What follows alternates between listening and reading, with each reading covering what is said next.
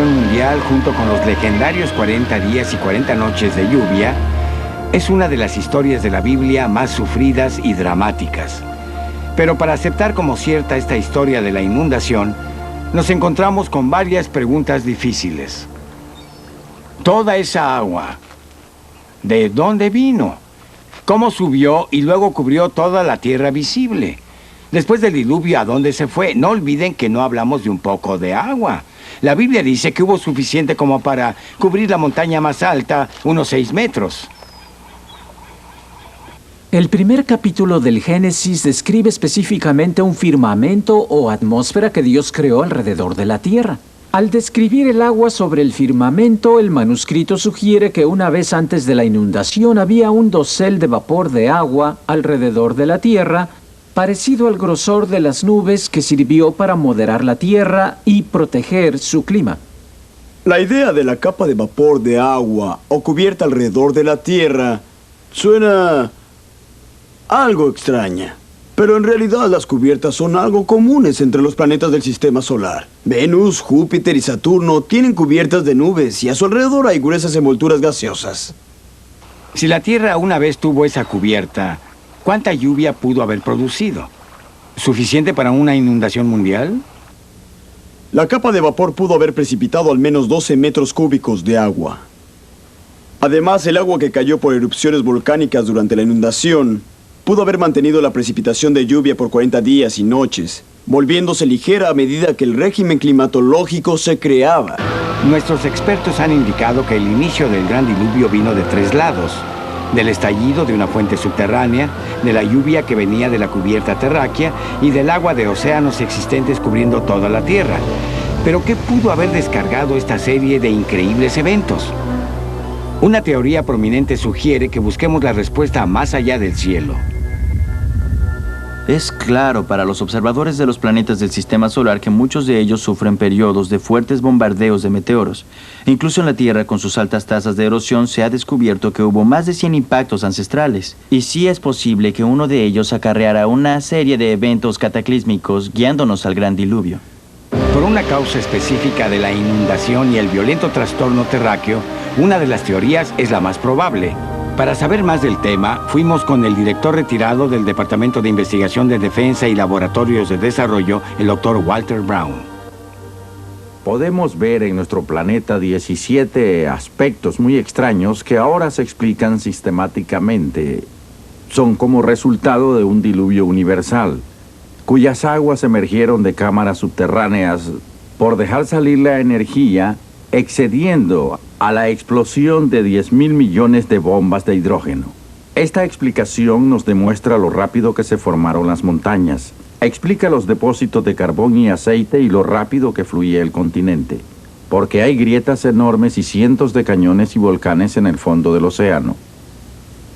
Explica la formación de las capas de estrato y muchos de los fósiles.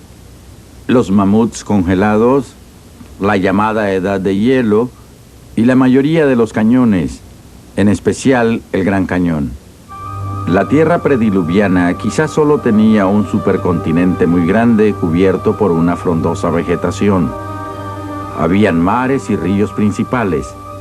Las montañas eran más pequeñas que ahora, tal vez solo medían unos 2.000 metros de altura. En la teoría hidroplana, la Tierra prediluviana tenía mucha agua subterránea, como la mitad de lo que ahora hay en nuestros océanos. Esta estaba contenida en unas cámaras subterráneas, formando una plataforma delgada como de 800 metros de grosor, tal vez a 16 kilómetros bajo la superficie. Aumentando la presión en el agua subterránea, se extendió la corteza al igual que un globo se extiende cuando la presión interior aumenta. Hubo una falla en la corteza, empezando con una grieta microscópica que creció en ambas direcciones como a unos 5 kilómetros por segundo. La grieta, siguiendo su curso, dio la vuelta al mundo como en 2 horas. En su recorrido por la Tierra, la corteza cubierta de roca se abrió como cuando se rompe una tela estirada. Había mucha presión en el agua subterránea por el peso de los 16 kilómetros de rocas presionándola. Y el agua explotó violentamente saliendo de la ruptura. Como esta rodeó toda la Tierra, brotó una fuente de agua supersónicamente casi a 32 kilómetros dentro de la atmósfera. El vapor proveniente de esta enorme fuente produjo muchas lluvias, más de las que la Tierra hubiera experimentado antes o después. La Biblia dice que todas las fuentes de la profundidad brotaron juntas en un día y describe esos eventos como de hace 5.000 años, los que ahora se pueden demostrar científicamente. Y parte del agua llegó a la estratosfera congelándose y produciendo masivas descargas de hielo, enterrando, sofocando y congelando instantáneamente a muchos animales, incluyendo a los congelados mamuts de Siberia y Alaska. La fuerza de la presión de la fuente desgastó la roca de ambos lados de la grieta, produciendo un alto volumen de sedimentos que se arraigaron fuera de esta agua fangosa por toda la Tierra. Esos sedimentos atraparon a plantas y animales formando los fósiles. Esta erosión amplió la ruptura. Y la abertura llegó a ser tan grande que las rocas comprimidas debajo de la cámara subterránea saltaron hacia arriba, dando nacimiento a la cordillera en medio del océano que envuelve a la Tierra. Los continentes, las placas, aún lubricadas por el agua, resbalaron por la colina, creando así el levantamiento de la cordillera del Atlántico Medio. Después de la masiva y lenta aceleración, las placas alcanzaron una velocidad de 72 kilómetros por hora. Y acabaron siendo resistencias comprimidas y curvadas. Las porciones de las placas que se curvaron hacia abajo formaron surcos marinos, y las que se curvaron hacia arriba formaron montañas. Es por eso que muchas montañas en cadena son paralelas a las cordilleras oceánicas por las que cayeron. Las placas que resbalaron por las cordilleras oceánicas abrieron una vasija muy profunda en el océano, en la cual se quedaron las aguas del diluvio.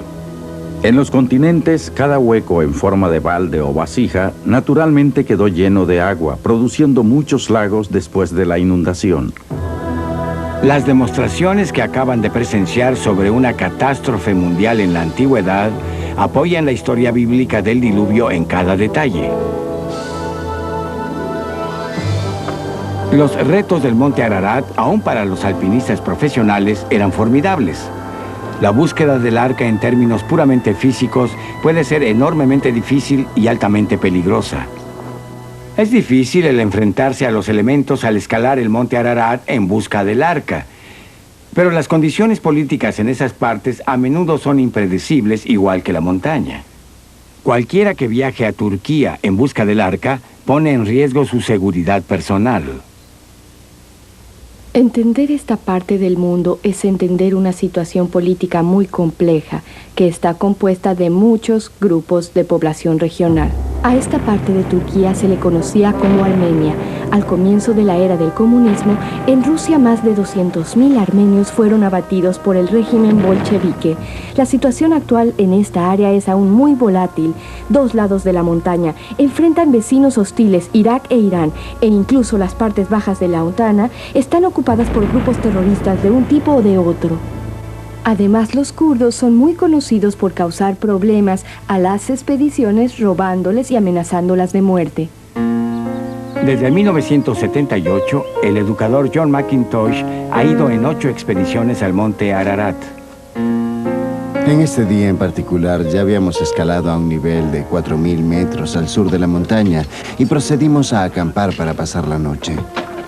Escuchamos mucho ruido. No pude entender lo que estaban diciendo, pero era muy claro que querían que saliéramos de la tienda.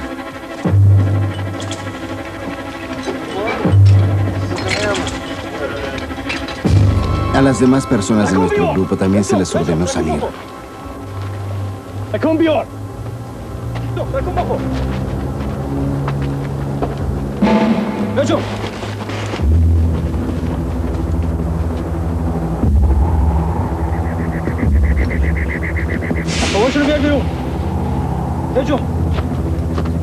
Sacaron todo y separaron nuestras cámaras y otras cosas valiosas con las que se quedaron.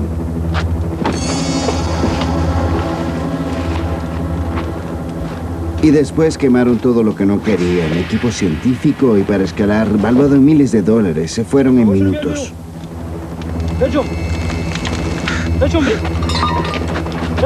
Hicieron que todos nosotros retrocediéramos e hiciéramos una línea. En ese instante yo no me daba cuenta de lo que estaba pasando.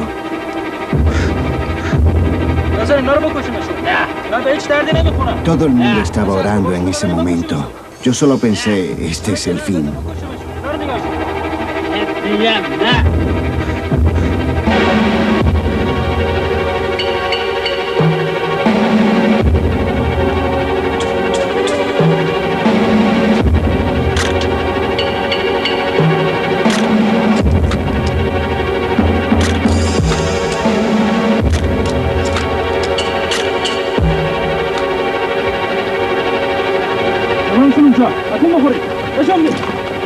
No esperamos 2 veces a que nos dijeran que nos fuéramos. No necesito decirles que estábamos felices de irnos.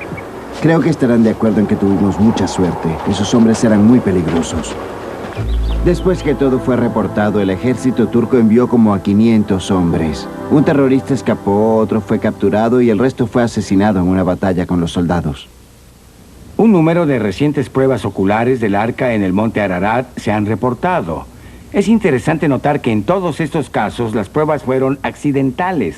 Estas personas no salieron a localizar el arca de Noé.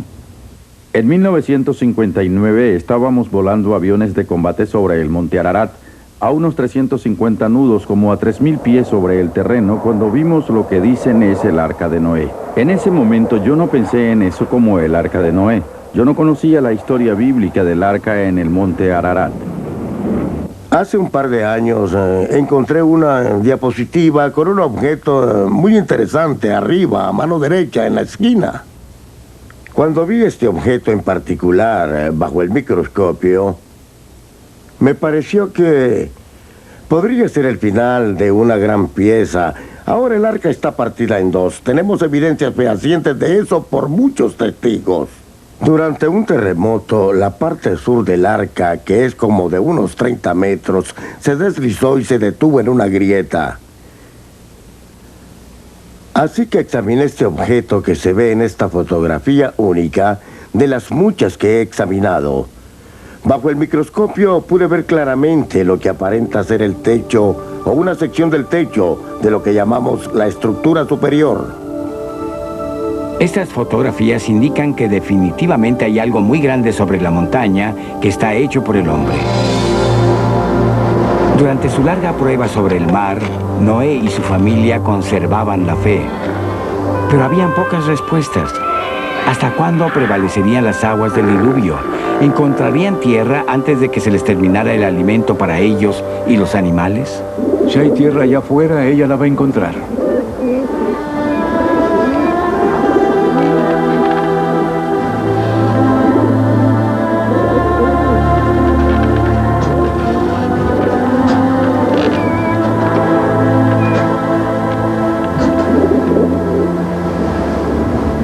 Noé envió a una paloma desde el arca en busca de tierra seca que pudiera estar sobre las aguas del diluvio. Pero la paloma volvió sin haber encontrado un lugar donde descansar.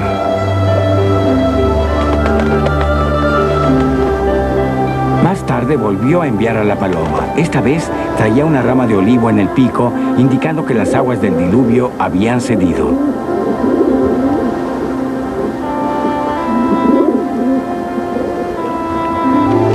El arca se mantuvo a flote durante muchos meses esperando que la tormenta cediera y sus aguas retrocedieran. Después de mucho, reposó sobre el monte Ararat. 8 meses después de la tormenta, empezaron a hacerse visibles los picos de otras montañas.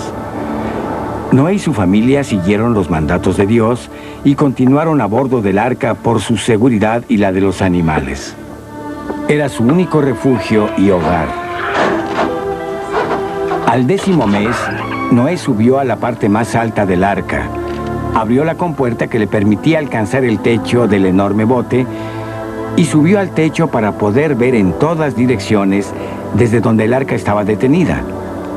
La tierra yerma aún mostraba la furia de la devastadora inundación. Aún faltaban cerca de 60 días antes de que Noé sintiera que era lo suficientemente seguro para dejar el arca. Quizás sea irónico o tal vez conveniente que aquellos que en años recientes reportaron ser testigos del arca sean personas como nosotros, de las que vemos a diario. Personas humildes que no han hecho alarde de lo que vieron, ni han vendido libros, ni han querido imponérselo al mundo. Hemos localizado a 4 personas que tuvieron encuentros únicos con el Arca de Noé en el monte Ararat.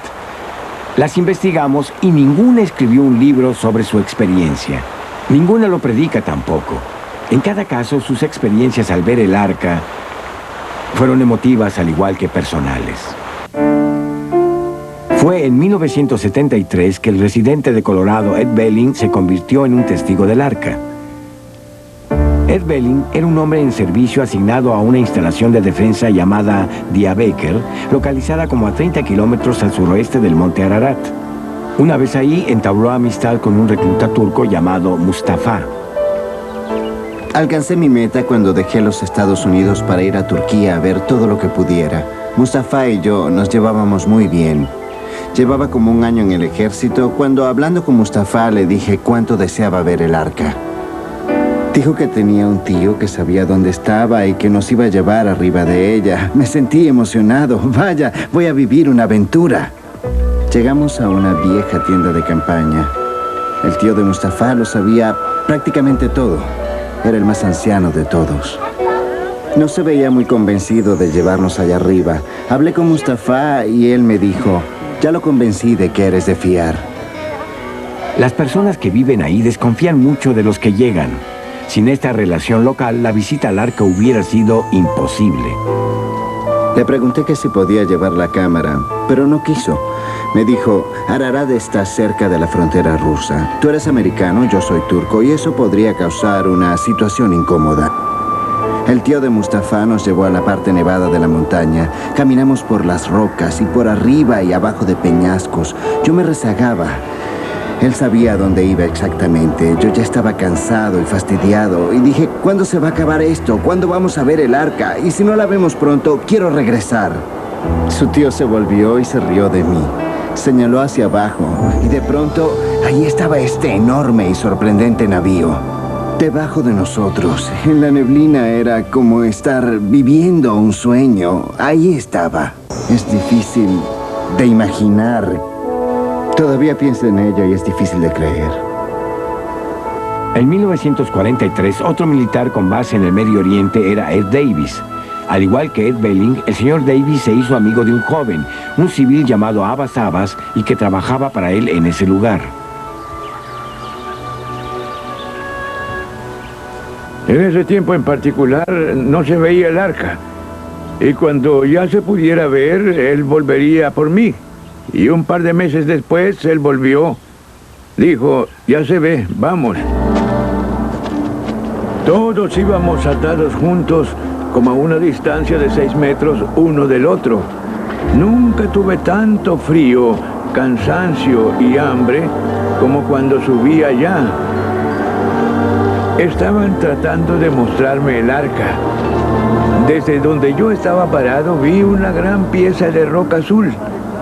Después retrocedimos y entonces pudimos ver el final del arca. Era asombrosa. No podía creer lo que veía. Algo estaba ocurriendo. No sé cómo explicar ese sentimiento. Pero sabía que alguien o algo con un poder muy grande había hecho esa maravilla, el Arca de Noé. La historia de Davis es una de las historias más creíbles. Su guía fue el que le dijo que esa era el arca. Él está convencido que lo que vio en el monte Ararat era en realidad la sagrada Arca de Noé. Aunque al escuchar una historia como la de Davis, es entendible que uno sea escéptico a esa clase de testimonios. El autor e investigador de arte Larry Williams pensó igual. Cuando escuché la historia de Ed Davis sobre el Arca de Noé, creí que no solo tendría que investigar la historia, también tenía que investigar personalmente a Ed Davis. Publiqué un artículo sobre buscadores de tesoros y sitios arqueológicos. Viajé a través del mundo investigando sitios e historias. Aprendí que no se puede creer en la mayoría de las historias. Larry Williams tomó las riendas cuando decidió que quería que Ed Davis se sometiera a la prueba detectora de mentiras. Fui a Albuquerque, Nuevo México, y contraté al mejor polígrafo, con una experiencia como de 15 años en la fuerza policíaca. Le hablé de la historia de Ed Davis y dijo: Larry, dame media hora y habré terminado. Después de 2 horas, el experto en poligrafía me dijo: Larry, no puedo decirte en qué montaña estaba Ed Davis.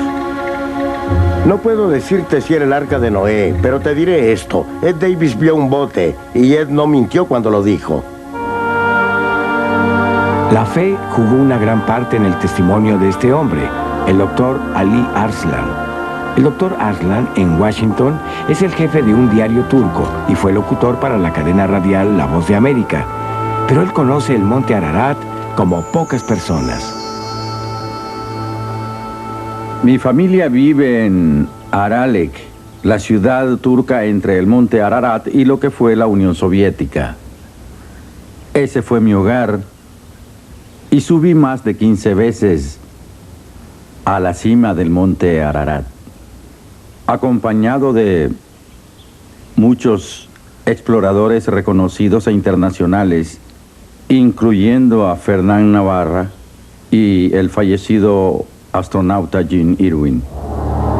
En 1989 escalé la parte norte del monte Ararat, que es la parte de la Hora Gorge, el lado más peligroso del monte Ararat, cubierto de enormes glaciares y grietas muy peligrosas. Debido a mi nacionalidad turca, me dieron permiso para investigar ciertas áreas del monte Ararat donde no podían ir los otros. Fui a revisar cierta área, la cual se ha mostrado en fotografías de satélite como una posible ubicación del Arca de Noé. Me estaba aproximando al sitio y de pronto el hielo y la nieve empezaron a traicionarme.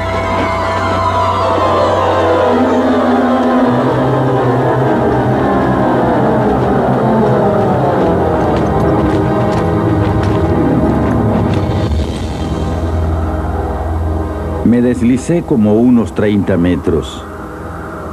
Tuve suerte de no caer en las grietas, porque así hubiera podido morir.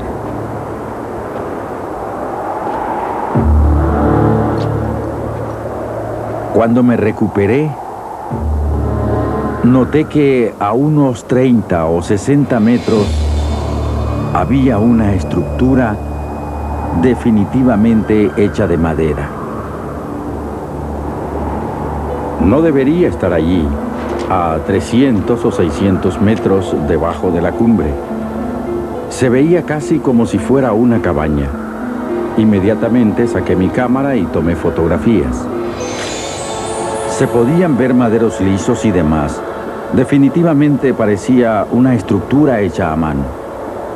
Lo que pienso es que lo que vi y lo que fotografié con mi cámara, en definitiva y sin ninguna duda, es el Arca de Noé.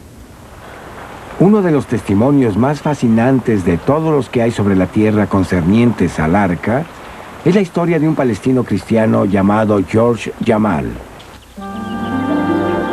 El señor Jamal es un hombre modesto, casado, que vive en California. Es un individuo devoto cuyo espíritu de aventura lo llevó a escalar el monte Ararat 3 veces en busca del arca. Los recuerdos de la tercera vez, en 1984, le trae recuerdos mixtos de regocijo y tristeza. En julio de 1984, yo regresé a Turquía por tercera vez a buscar el Arca de Noé en el monte Ararat. Iba acompañado de Vladimir Sobieski, quien volvía cada año a Turquía en busca del arca. En esa parte de la montaña habían muchas grietas y debíamos tener mucho cuidado. Vladimir era un experto alpinista. Yo estaba muy contento de estar con él. Un año antes vio algo que parecía una cueva en lo alto de la montaña. Antes de que pudiera llegar ahí, una avalancha de hielo y rocas cerró la entrada. Vladimir insistió en tratar de encontrarla de nuevo. Así que hacia allá nos dirigimos. Era casi una obsesión. Era todo lo que nos interesaba. Durante 3 días estuvimos buscando por la montaña que estaba cubierta de hielo. A veces llegaba un poco de niebla y teníamos que sentarnos por horas antes de continuar. El tercer día buscamos con más cuidado. Buscamos por todos lados. Movimos las rocas, tratamos de cavar en el hielo. Cuando golpeé un trozo de hielo con mi hacha, escuché un sonido hueco e hicimos un hoyo tan grande como para caber en él.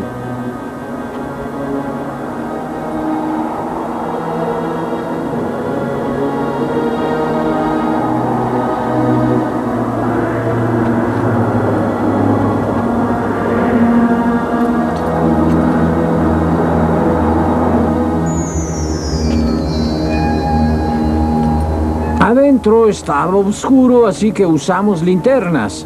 Notamos que las paredes y el piso no eran de piedra o tierra, sino que estaban hechas de madera. Y la madera era muy vieja. No se trataba de una cueva. Nos emocionamos mucho cuando vimos que parte de ese cuarto tenía corrales, como donde se guardan los animales. Entonces supimos que habíamos encontrado el arca. El cuarto en donde estábamos era pequeño, pero podíamos ver más allá otros cuartos con corrales y barandales, y todo cubierto de hielo. Vladimir quiso que lleváramos un trozo de madera para probar que habíamos estado ahí. Al principio me preocupé. Tenía miedo. Para mí era como si fuera a la iglesia y sustrajera una imagen de Jesús. Pero decidí que también quería probar que estuve en el arca. Así que cada uno tomó un trozo pequeño de aquella madera. Vladimir y yo teníamos muchos planes. Queríamos volver con científicos y cámaras de cine para que todo el mundo supiera que habíamos encontrado el arca. Afuera tomamos fotografías porque así podríamos identificar esa parte de la montaña cuando regresáramos.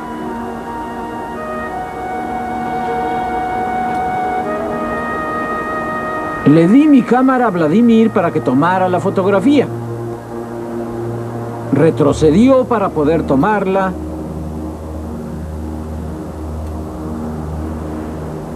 Y cayó al precipicio. Por el ruido que hizo, provocó una avalancha. Estaba tan profundo que no pude rescatarlo. Y ahí fue donde murió. Vladimir y yo habíamos decidido que si encontrábamos el arca, se lo contaríamos a todo el mundo, que sería un gran evento. Pero cuando murió, no pude hacerlo. No me pareció correcto. Vladimir fue el que insistió en que buscáramos la cueva. Gracias a él encontramos el arca.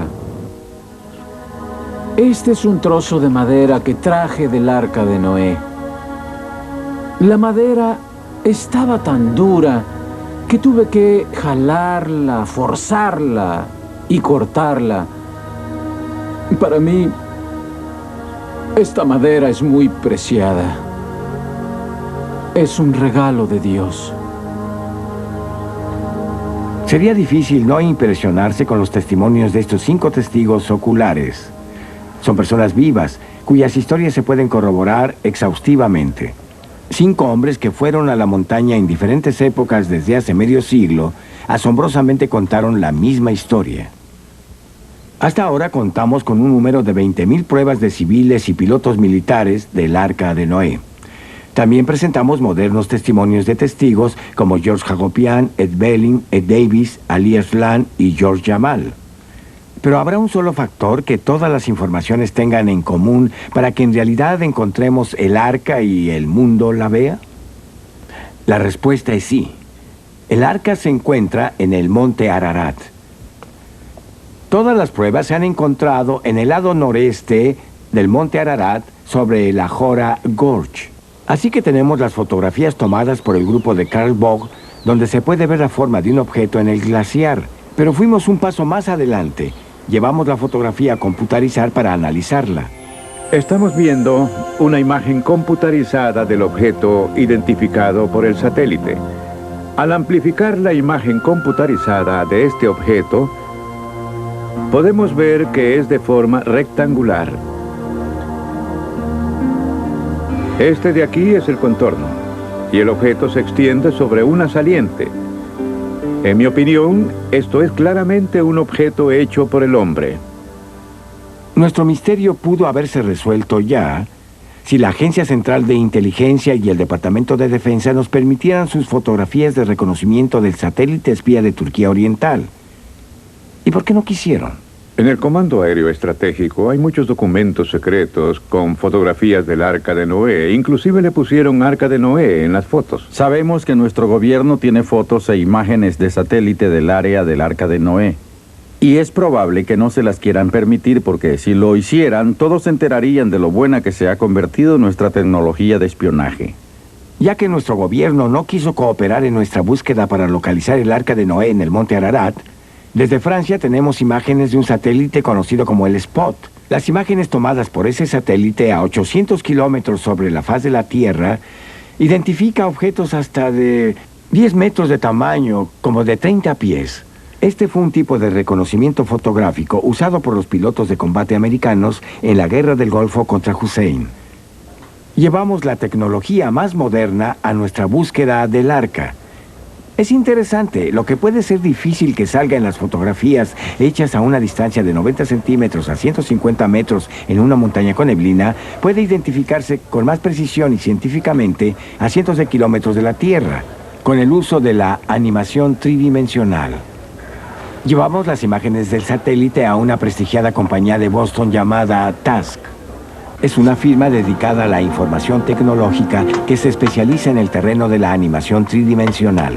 Es en TASC donde continuaremos nuestra búsqueda de la localización exacta del arca por satélite. En nuestro modelo animado nos aproximamos al monte Ararat desde una distancia de unos 300 kilómetros. Vemos al pequeño Ararat al fondo y al irnos aproximando a las dos montañas, dirigimos nuestro curso para volar entre ellas en forma circular, alrededor del monte Ararat. La animación muestra claramente los salientes glaciares en la montaña y la profunda hendidura de la Jora Gorge en la parte norte, sobre la cual se ha podido ver el arca. Es asombroso ver la cantidad de acantilados que hay en el Jora Gorge al ir subiendo la línea nevada, la cual continúa ascendiendo hacia las múltiples cumbres. Y volviendo a la Jora Gorge a través de los glaciares de Avich, examinaremos 3 ubicaciones donde el satélite ha localizado con precisión partes del arca, así como también lo determinan los testigos, para ver si podemos obtener una mejor perspectiva visual de los sitios. Primero veremos aquí, sobre la meseta oriental, donde Ray Anderson cree que está localizada la pieza más grande del arca.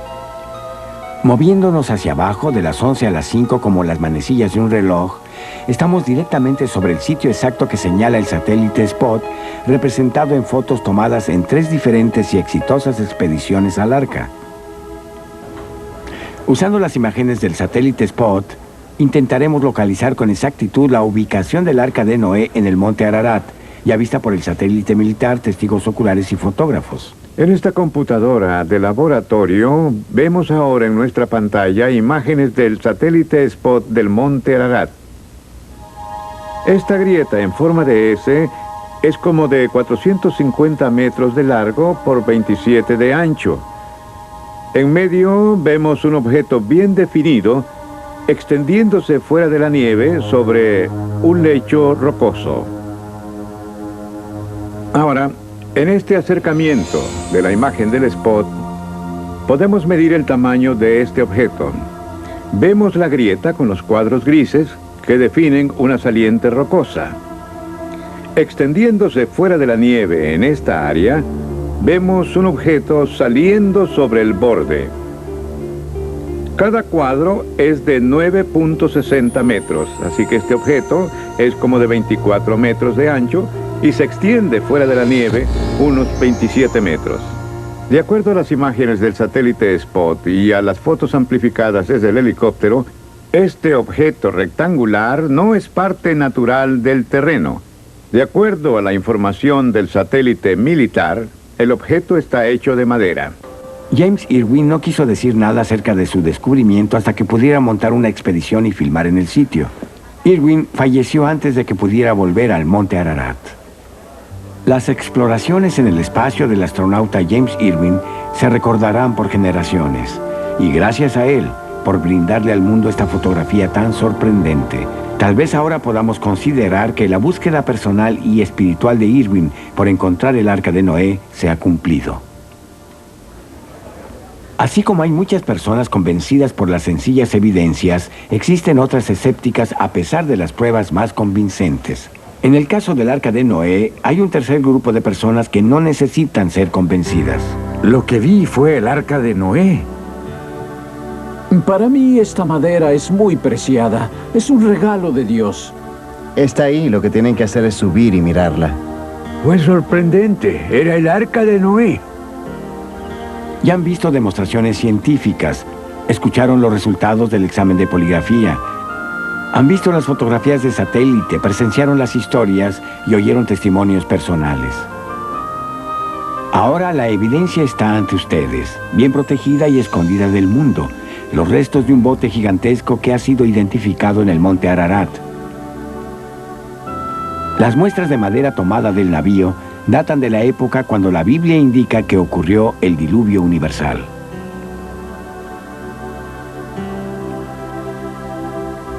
De esto y lo que hemos visto en este programa, ¿a qué conclusión se puede llegar? Se pueden ver todas las historias que vienen de esa comunidad de naciones alrededor del monte Ararat, y todas tienen una creencia central que sale a flote, y es la historia de Noé. Todas las evidencias nos llevan al hecho de que ese gran navío que ha permanecido allá en el monte Ararat tiene que ser el Arca de Noé. Este hombre llamado Noé demostró su fe en proporciones épicas, trabajando durante años para construir la increíble arca. Llevó a miles de animales dentro de ella para que sobrevivieran a una gran calamidad, la cual nadie en sus días podía haber imaginado. Le pidió a su familia que creyera en él, y a cambio, él no solo los rescató, sino que a toda su descendencia también. Esta es más que la historia de un gran navío y una enorme inundación. También es la historia de un gran nombre. ¿No es asombroso cómo este libro tan querido y solemne, igual que un tesoro de fe y guía, también emerja de repente como un extraño documento histórico? La tecnología moderna y científica que han visto parece apoyar la historia que la Biblia ha estado diciendo por unos 3000 años. Si el Arca de Noé está en los bordes nevados de Ararat, como parecen indicar las evidencias, ¿cómo manejaremos este nuevo y poderoso conocimiento? ¿Seremos capaces de aceptar la prueba del comienzo del segundo mundo al aproximarse el fin del siglo XX? Es lo más intrigante de todo. ¿No lo creen? Soy Darryl McGavin. Gracias por haber estado con nosotros en el increíble descubrimiento del Arca de Noé.